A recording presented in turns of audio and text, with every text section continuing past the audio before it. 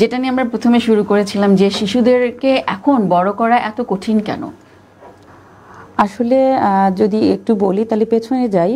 আমরা যখন ছোট ছিলাম তখন আমাদের যে এনভায়রনমেন্ট, আমরা যে গণ্ডির মধ্যে বড় হয়েছি, আমরা যে টিভি চ্যানেল দেখেছি, যারা আমাদের বয়সী তারা অবশ্যই বলতে পারবে আমরা বিটিভি দেখে বড় হয়েছি।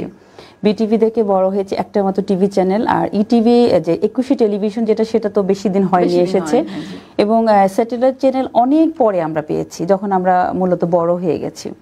তো আমরা আমাদের সময় যে প্রযুক্তি বলেন, যেমন টিএনটি ফোনই আমরা অনেক বড় হওয়ার পর দেখেছি।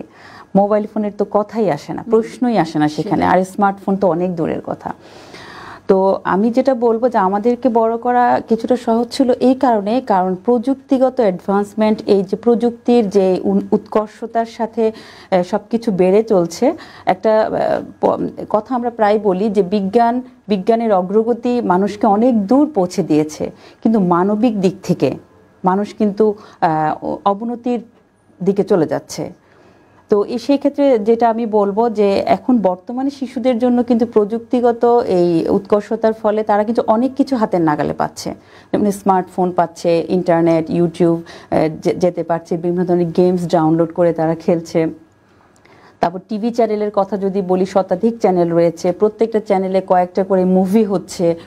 এই যে এত কিছু যখন তারা একসাথে পাচ্ছে, তখন কিন্তু তাদেরকে ম্যানেজ করা, তাদেরকে পিতামাতার হ্যান্ডেল করা আগের তুলনায় অনেকটাই কষ্টসাধ্য হয়ে যাচ্ছে, খুবই কঠিন। কারণ আমাদেরকে একটা কিছু দিয়ে বোঝানো গিয়েছে, আমাদেরকে বাবা মারা বুঝিয়েছেন, আমরা বুঝেছিও, কিন্তু এখন বাচ্চাদেরকে যদি আপনি বোঝাতে যান, তারা আপনাকে আরো উল্টো 10টা দিয়ে বোঝাবে।